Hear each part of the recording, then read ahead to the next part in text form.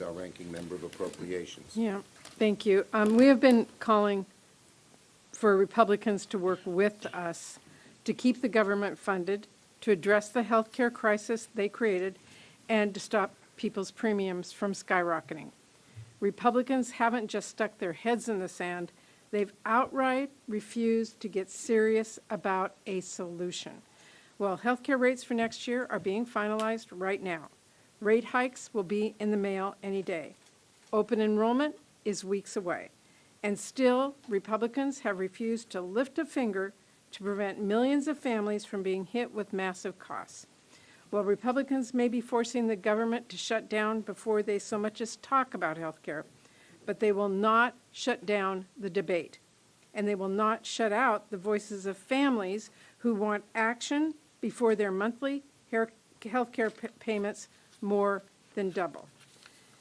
One family in my home state of Washington is about to see their monthly premium jump from $278 a month to $1,800 a month because of Republicans' inaction. That is what's at stake. That is the problem Republicans refuse to solve, and that is what they have to answer for. This has been a problem for months. Why hasn't Republican leadership joined us at the table? We have been here all year. Why do Republicans prefer to shut down the government over talking about how we save families from astronomical health care price hikes? I mean, do Republicans care about farmers? They tell us they do, because a quarter of our farmers are enrolled in those health care exchanges. Republicans say they care about small business owners and employees. Do they care about people who are self-employed? Because nearly half of them get their health care on the exchanges. Do Republicans care if their constituents lose their health care? Because some of the areas that most rely on the health care tax credits to afford that coverage are represented by Republicans. Don't tell us to wait. Don't tell us to wait. Families are waiting, and we've been at the table ready to solve this for months. Don't tell us you want to fix this later. Later is too late. The health care clock has all but run out. If Republicans refuse to act, families are going to pay the price. It will cost millions of people hundreds, if not thousands, of dollars a month. In some cases, it will cost them their health care insurance entirely. People are about to get completely priced out of their coverage. Republicans are sitting on their hands. And worse than that, they are reveling in this shutdown. Trump just said, quote, "A lot of good can come from shutdowns." He said, quote, "You can get rid of a lot of things we didn't want. They'd be Democrat things." Trump doesn't want to lift a finger to stop health care premiums from more than doubling. But he is raring to go when it comes to firing whoever he wants to, or slashing whatever he wants to, or prosecuting whoever he wants to, or telling his military his opponents are enemies within, and tweeting AI nonsense and lying about whatever he wants to. Trump doesn't care about how this shutdown is going to hurt real, average Americans across the country. He doesn't care about the Republican health care crisis. He clearly thinks this is all a game. Democrats know better. The stakes for American families are real. When people get priced out of their health care, they put off their basic care. They skimp on their prescriptions. They miss out on life-saving treatments. We are not going to let Republicans dodge this subject, and we're not going to let them delay this action on an empty promise or a pig in a poke. We're going to keep calling them to sit down, work with us to keep the government open, and solve this health care crisis. Senator Klobuchar. Thank you very much. I wish that President Trump had gone to Senator Shaheen's hearing today, spotlight hearing, in which a woman with MS talked about how she, from Maine, how she had already met with her doctor. Her MS is under control, but she said, "I'm not going to be able to afford this medication with the premium increases." And the doctor said, she said, "Can I take half the dose? Can I do something like that?" Doctor says, "No, too much pressure on your brain. It matters in the long term." That's what's going to be happening right now if they continue down this path. I simply don't understand why, when behind closed doors, our Republican colleagues say, "We know this is bad, we know where our farmers are, we know the tariffs are bad, we know that is bad." They keep saying it, but but then they go out there and do exactly what Donald Trump wants. So that's why our leader and Hakeem Jeffries wanted that meeting, because we know, and when you look at what they have done, they have rubber stamped a $4 trillion debt with the big, beautiful bill.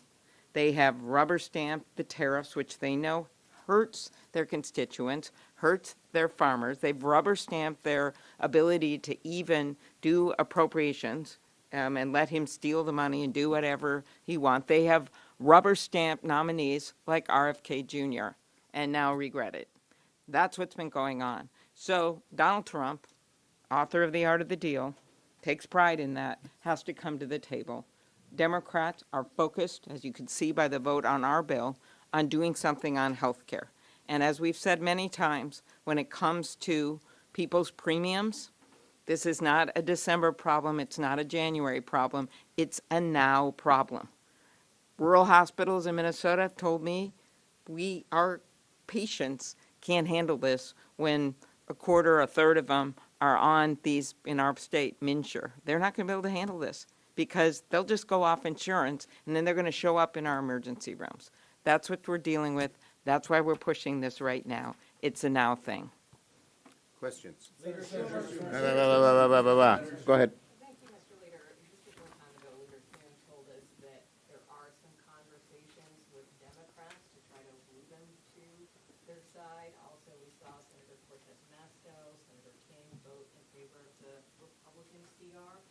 Are you concerned about that at all, and are you aware of any of these conversations? First, I'm concerned about Americans' health care. That's what we Democrats are concerned about. They're having real trouble. It's going to get a lot worse with this 114% increase, and we feel we're representing our constituents in the best way possible by insisting that Republicans come to the table.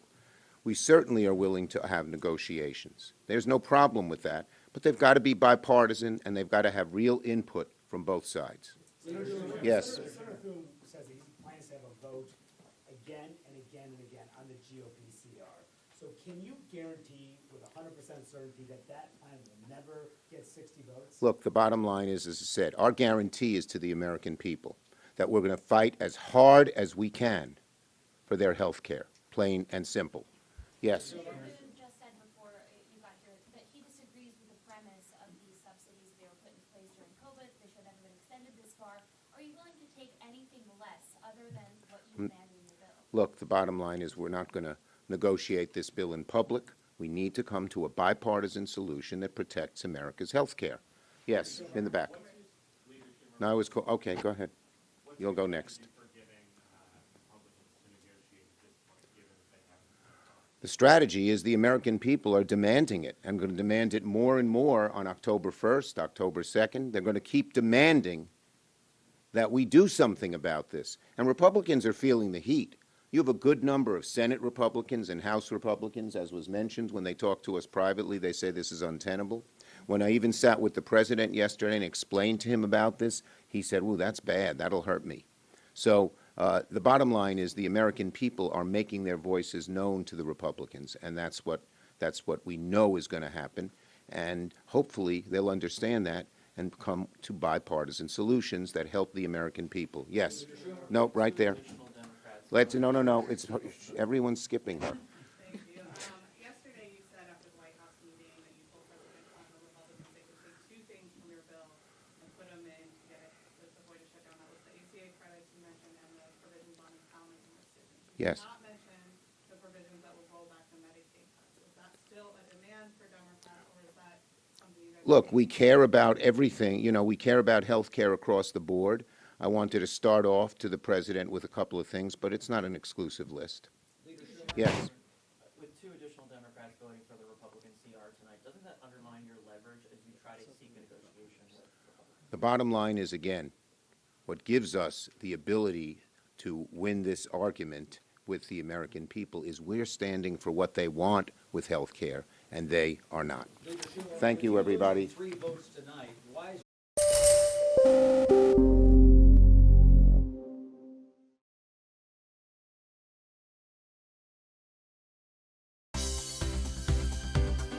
For more news and updates, all you need to do is follow CNBC TV 18 on all of our digital platforms.